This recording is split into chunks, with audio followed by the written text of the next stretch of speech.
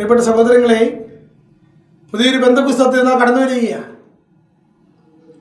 ഒരു വ്യക്തി പരിശുദ്ധാത്മാവിനെ സ്വീകരിച്ചാൽ അവന് കിട്ടുന്ന നേട്ടം എന്താണെന്ന് നാം അറിഞ്ഞിരിക്കണം. പരിശുദ്ധാത്മാവുമായി ദൈവം ഒരു വ്യക്തിയിൽ പ്രവേശിച്ചാൽ അവന് ലഭിക്കുന്ന സൗഭാഗ്യങ്ങളേവ. ഒന്നാമത്തത്, അവൻ ദൈവപുത്രൻ എന്ന അവകാശത്തിലേക്ക് തിരികെ ചെല്ലുന്നു എന്നുള്ളതാണ്. ഒരു വ്യക്തിയിനുള്ളിൽ പരിശുദ്ധാത്മാവ് പ്രവേശിക്കുമ്പോൾ ആ വ്യക്തി ദൈവമകനായി മാറുന്നു. കാരണം അവന് ദൈവത്തിന്റെ ഛായയും സാദൃശ്യം നഷ്ടപ്പെടുന്നത് പാപം കടന്നു വന്നപ്പോഴാണ്. ഏദൻ തോട്ടത്തിൽ ആദം പാപം ചെയ്തപ്പോൾ അവനുള്ളിൽ നിന്ന് പരിശുദ്ധാത്മാവ് ജീവന്റെ ശ്വാസം നഷ്ടപ്പെട്ടു പോയി.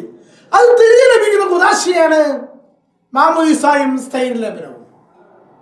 പ്രിയപ്പെട്ട സഹോദരങ്ങളെ, പരിശുദ്ധാത്മാവ് ഒരു വ്യക്തിയിൽ അഭിഷേകമായി മാറുമ്പോൾ അവൻ ദൈവിക സ്വഭാവത്തിലേക്ക്, ദൈവമക്കളുടെ സ്വഭാവത്തിലേക്ക് മാറ്റപ്പെടുന്നു.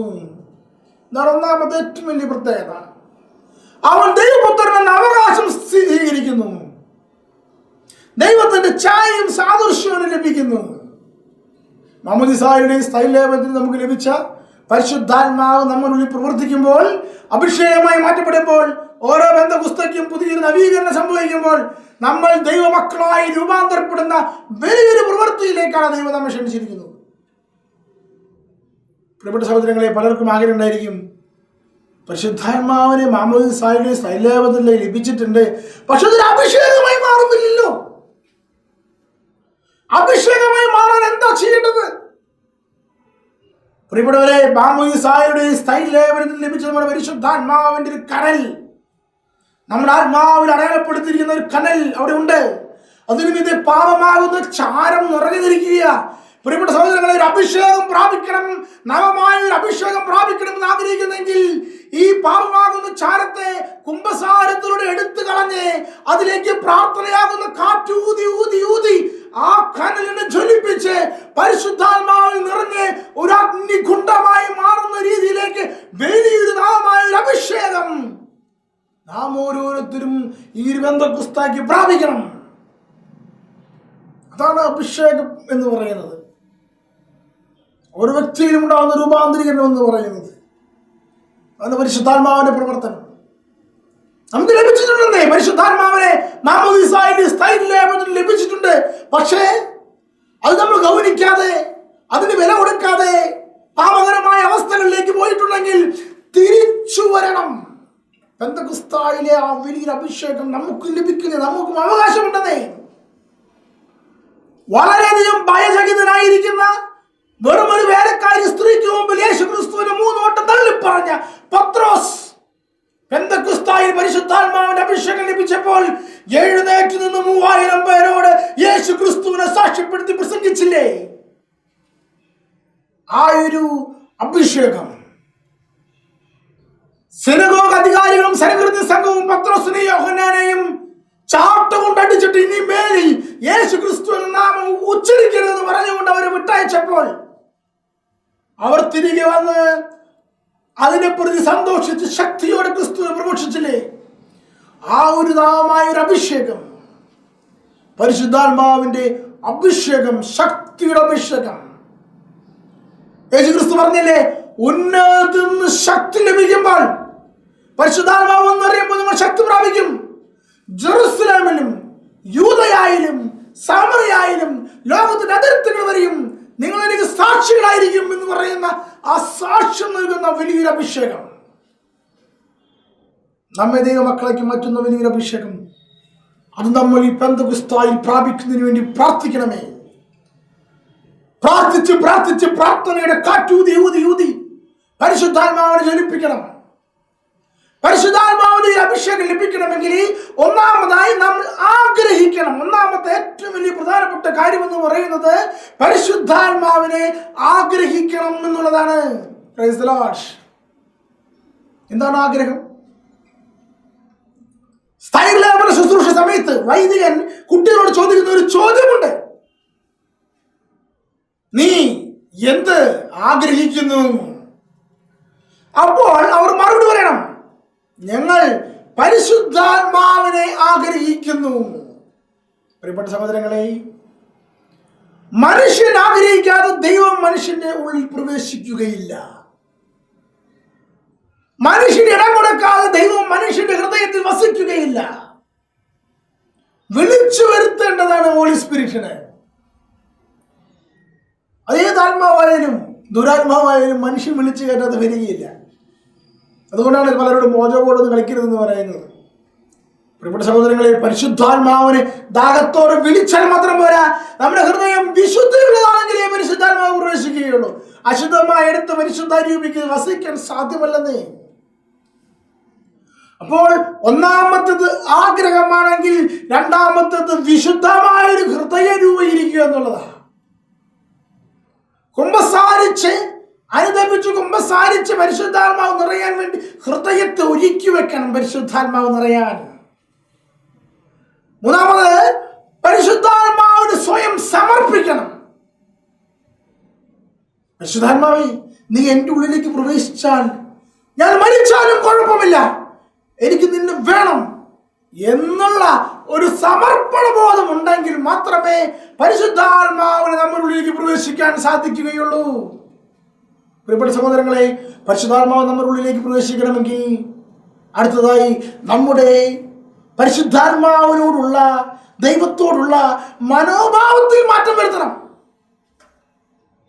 മത്തായി സുവിശേഷം 7-5 ഇങ്ങനെ പറയുക, വിശുദ്ധമായത് നായ്ക്കൾക്ക് കൊടുക്കരുത്, നിങ്ങളുടെ മുത്തുകൾ പന്നികൾക്ക് ഇട്ട് കൊടുക്കരുത്, അവ ചവിട്ടി നശിപ്പിക്കുകയും തിരിഞ്ഞ് നിങ്ങളെ ആക്രമിക്കുകയും ചെയ്തേക്കാം. എന്താണ് വിശുദ്ധമായത്? പരിശുദ്ധാത്മാവാണ് ദൈവത്തിന്റെ കയ്യിൽ വിശുദ്ധമായ അരൂപി എന്ന് പറയുന്നത്. കർത്താവിന്റെ കയ്യിൽ മുത്താണ് പരിശുദ്ധാത്മാവ്. അത് നായ്ക്കൾക്ക് കൊടുക്കുകയില്ല, പന്നികൾക്ക് ഇട്ട് കൊടുക്കുകയില്ല. എന്താണ് നായയുടെ പ്രത്യേകത? നായ് ഛർദ്ദിച്ചത് തിന്നുന്നു.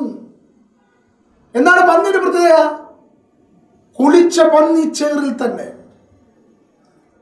ഛർദ്ദിച്ചത് തിന്നുന്നു എന്ന് പറഞ്ഞാൽ എന്താണ് അർത്ഥമെന്ന് മനസ്സിലാക്കണം. ഒരു വ്യക്തി പാപം ചെയ്യുകയും വീണ്ടും കുമ്പസാരക്കുട്ടി പോയി ഛർദ്ദിച്ച് കളയുകയും ചെയ്തതിനു ശേഷം വീണ്ടും അതേ പാപം ചെയ്യുന്നെങ്കിൽ അവൻ ഛർദ്ദിച്ചത് തിന്നുന്ന വ്യക്തിയാണ്. ഇന്ന് പലരും കുമ്പസാരത്തെ പാപം ചെയ്യാനുള്ള ലൈസൻസ് ആക്കി മാറ്റിയിരിക്കുകയാണ്. ഇങ്ങനെ നായെ പോലുള്ള വ്യക്തിക്ക് പരിശുദ്ധാത്മാവിനെ ലഭിക്കുകയില്ലെന്നേ. പാപം ചെയ്ത് അനുദപിച്ചതിനു ശേഷം വീണ്ടും പാപത്തിൽ തുടരാമെന്ന് കരുതിക്കൊണ്ടാണ് കുമ്പസാരത്തിലേക്ക് പ്രവേശിക്കുന്നതെങ്കിൽ പരിശുദ്ധാത്മാവിനെ ലഭിക്കുകയില്ല. ഓരോ വ്യക്തികൾക്കും പരിശുദ്ധാത്മാവിനെ കിട്ടുന്നില്ലല്ലോ എന്ന് ആഗ്രഹമുണ്ടെങ്കിൽ, എന്തുകൊണ്ടാണ് ദൈവം എന്നെ മാത്രം തൊടാത്തത് എന്നൊരു വിഷമമുണ്ടെങ്കിൽ അതിന് പ്രധാനപ്പെട്ട ഒരു കാരണം അവരവരുടെ ഉള്ളിൽ ഇഷ്ടപ്പെടുന്ന പാപത്തെ ഉപേക്ഷിക്കാൻ തയ്യാറാകുന്നില്ല എന്നുള്ള വസ്തുത കൊണ്ടാണ്. പ്രിയപ്പെട്ട സഹോദരങ്ങളെ, ചിലർ കുളിച്ച പന്നി ചേറിൽ തന്നെ എന്ന് പറയുന്നത് പോലെ പാപത്തിൽ ജീവിക്കുകയും പാപത്തിൽ മുഴുകുകയും പാപത്തിൽ നിന്ന് തിരിച്ചു വരാൻ ആഗ്രഹിക്കാതിരിക്കുകയും ചെയ്യുന്ന അവസ്ഥ. അവർക്ക് പരിശുദ്ധാത്മാവിനെ ദൈവം കൊടുക്കുകയില്ല. പ്രിയപ്പെട്ട സഹോദരങ്ങളെ, പരിശുദ്ധാത്മാവ് ലഭിക്കണമെങ്കിൽ ആഗ്രഹം വേണം. പരിശുദ്ധാത്മാവ് ലഭിക്കണമെങ്കിൽ വിശുദ്ധമായ ഹൃദയം വേണം. പരിശുദ്ധാത്മാവ് ലഭിക്കണമെങ്കിൽ സമർപ്പണം വേണം.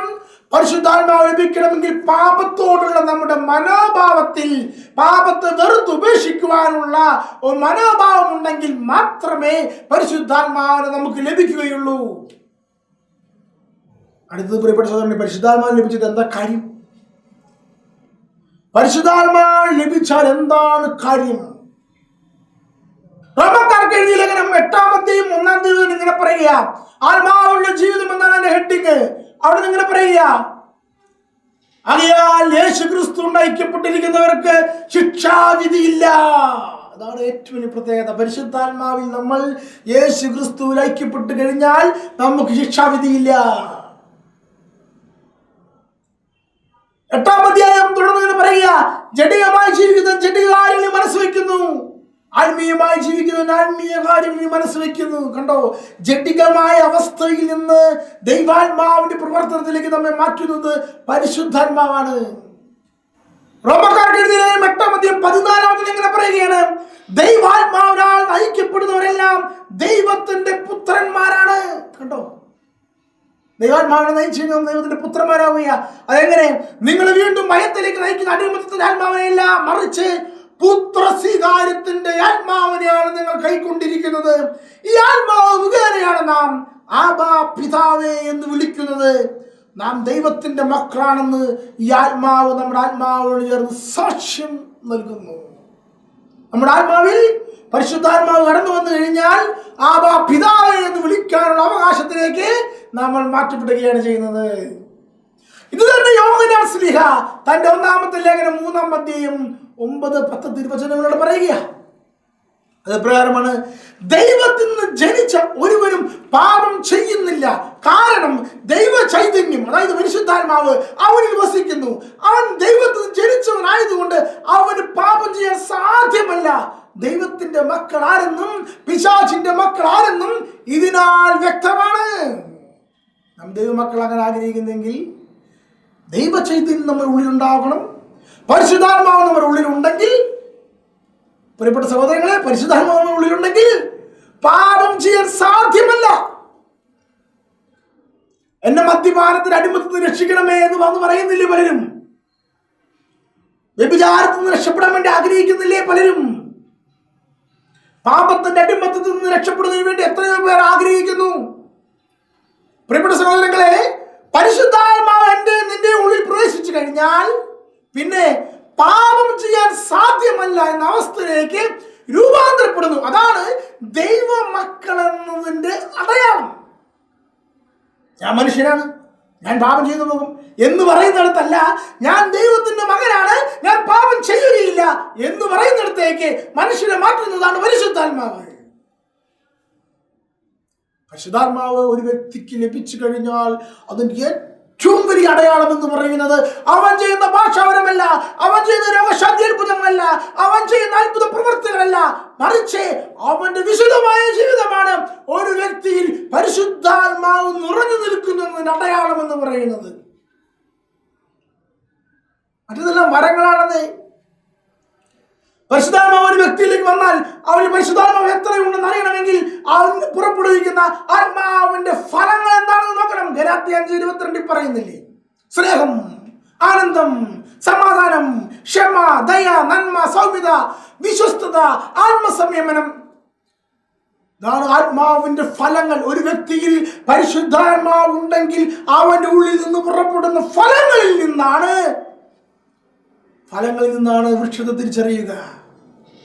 ഒരു വ്യക്തി ദൈവത്തിന്റെ ആത്മാവ് നിറഞ്ഞ വ്യക്തിയാണ് തിരിച്ചറിയണമെങ്കിൽ ആ വ്യക്തിക്ക് എത്ര ക്ഷമയുണ്ടെന്ന് നോക്കിയാൽ മതിയെന്നേ, ആ വ്യക്തിയുടെ എത്ര സ്നേഹമുണ്ടെന്ന് നോക്കിയാൽ മതിയെന്നേ, ആ വ്യക്തി എത്രത്തോളം സമാധാനമുള്ള വ്യക്തിയാണെന്ന് നോക്കിയാൽ മതിയെന്നേ. എത്ര നല്ല അത്ഭുത പ്രവൃത്തി ചെയ്യുന്ന വ്യക്തിയായാലും, എത്ര നല്ല കാരിസമുള്ള വ്യക്തിയായാലും, അവന്റെ ഉള്ളിൽ ക്ഷമിക്കാനുള്ള കഴിവില്ലെങ്കിൽ അവൻ പരിശുദ്ധാത്മാവ് ഇല്ലാത്തവനായി മാറി. മുമ്പെന്നോ ലഭിച്ച പരിശുദ്ധാത്മാവിന്റെ കാരിസം തുടർന്ന് കൈപ്പിടിച്ച് നടക്കുന്ന വ്യക്തി മാത്രമായി മാറി. പരിശുദ്ധാത്മാവ് നമ്മുടെ ഉള്ളിലേക്ക് പ്രവേശിച്ചു കഴിഞ്ഞാൽ നമുക്ക് ലഭിക്കുന്ന 3 കാര്യങ്ങളാണ്: പരിശുദ്ധാത്മാവിന്റെ ദാനം, പരിശുദ്ധാത്മാവിന്റെ ഫലം, പരിശുദ്ധാത്മാവിന്റെ വരങ്ങൾ. എന്താണ് പരിശുദ്ധാത്മാവിന്റെ ദാനം? ജ്ഞാനം, ബുദ്ധി, അറിവ്, വിവേകം, ആലോചന, ദൈവഭക്തി, ദൈവഭയം. ഇന്ന് വിവേകമില്ലാതെ ആളുകൾ പ്രവർത്തിക്കുന്നുണ്ടെങ്കിൽ അതിന് പ്രധാനപ്പെട്ട കാരണം അവന്റെ ഉള്ളിൽ പരിശുദ്ധാത്മാവില്ല എന്നതുകൊണ്ടാണ്. സാമ്പത്തികമായ ക്രമക്കേടുകൾക്കുള്ളിലേക്ക് അകപ്പെടുന്നുണ്ടെങ്കിൽ, അനാവശ്യമായി കടബാധ്യത ഉണ്ടാക്കുന്നുണ്ടെങ്കിൽ, വിവരമില്ലാത്തവണ്ണം ഓരോ പ്രവൃത്തികൾ ചെയ്യുന്നുണ്ടെങ്കിൽ അതിന് കാരണം, ആലോചനയില്ലാതെ അവൻ പ്രവർത്തിക്കുന്നുണ്ടെങ്കിൽ അതിന് കാരണം അവന്റെ ഉള്ളിൽ പരിശുദ്ധാത്മാവിന്റെ കുറവാണ്.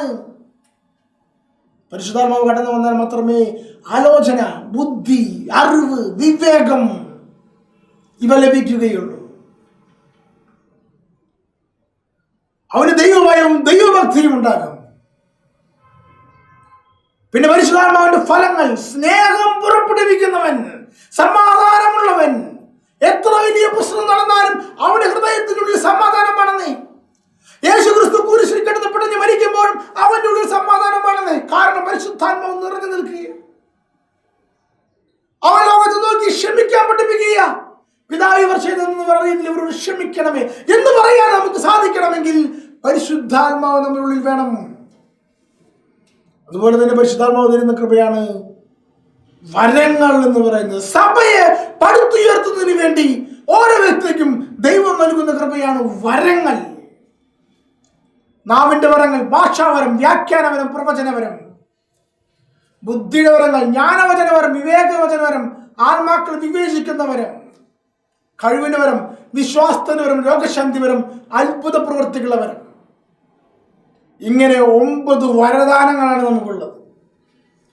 ഇത് സഭയെ പടുത്തുയർത്താൻ വേണ്ടി ഓരോ മക്കൾക്കും ദൈവം നൽകുന്ന വരങ്ങളാണ്. പരിശുദ്ധാത്മാവ് നിറഞ്ഞ വ്യക്തി തലയിൽ കൈകൾ വെച്ച് പ്രാർത്ഥിക്കുമ്പോൾ രോഗസൗഖ്യം ഉണ്ടാകുന്നു.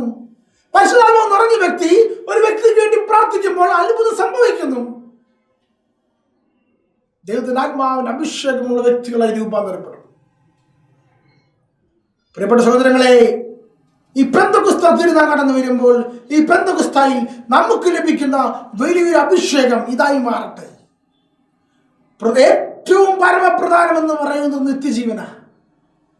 നമുക്ക് ലഭിക്കാനുള്ള നിത്യജീവൻ നമ്മുടെ ആത്മാവിൽ പരിശുദ്ധാത്മാവ് കടന്നു വന്നു കഴിഞ്ഞാൽ ഈ ആത്മാവും പരിശുദ്ധാത്മാവും ചേർന്ന് ഒന്നായിത്തീരും. നമ്മൾ മരിച്ചുപോയി കഴിഞ്ഞാൽ ഈ പരിശുദ്ധാത്മാവ് നമ്മുടെ ആത്മാവിനെ യേശുക്രിസ്തുവിലേക്ക് ചേർക്കും. അതാണ് നിത്യജീവൻ. പരിശുദ്ധാത്മാവ് നമ്മുടെ ഉള്ളിൽ ആവസിച്ചാൽ മാത്രമേ ഈ നിത്യജീവന്റെ അനുഭവത്തിലേക്ക് നമ്മൾ മാറുകയുള്ളൂ. അതുകൊണ്ടാണ് ഈ അപ്പം ഭക്ഷിക്കുന്നതിന് മരിക്കുകയില്ല, നിത്യം ജീവിക്കുമെന്ന് യേശുക്രിസ്തു പറഞ്ഞത്. ആ നിത്യജീവൻ ലഭിക്കുന്നതിന് വേണ്ടി പരിശുദ്ധാത്മാവ് നമ്മുടെ ഹൃദയത്തിൽ ആവസിക്കണമെങ്കിൽ, പ്രിയപ്പെട്ട സഹോദരങ്ങളെ, നമ്മുടെ ആത്മാവിൽ പരിശുദ്ധാത്മാവ് നിറഞ്ഞു നിൽക്കണമെങ്കിൽ പാവമില്ലാത്തൊരു ജീവിതം നമുക്കുണ്ടാകണം. ആ പാവമില്ലാത്തൊരു ജീവിതം നമുക്ക് ലഭ്യമാകണമെങ്കിൽ ദൈവത്തിന്റെ ആത്മാവ് നമ്മുടെ ഉള്ളിൽ ആവസിക്കണം. പരമപ്രധാനമായ കാര്യം, വിശുദ്ധമായ ജീവിതത്തിന് നമ്മെ സഹായിക്കുന്നത് പരിശുദ്ധാത്മാവാണ് എന്ന വസ്തുതയാണ്. ഈ പെന്തക്കോസ്ത് ദിനം വിശുദ്ധമായി ജീവിക്കുന്നതിന് വേണ്ട കൃപാവരം ലഭിക്കുന്നതിന് വേണ്ടി പരിശുദ്ധാത്മാവ് നമ്മുടെ ഉള്ളിൽ നിറയപ്പെടാൻ വേണ്ടി പ്രാർത്ഥിക്കാം. ദൈവം നമ്മെ അനുഗ്രഹിക്കും.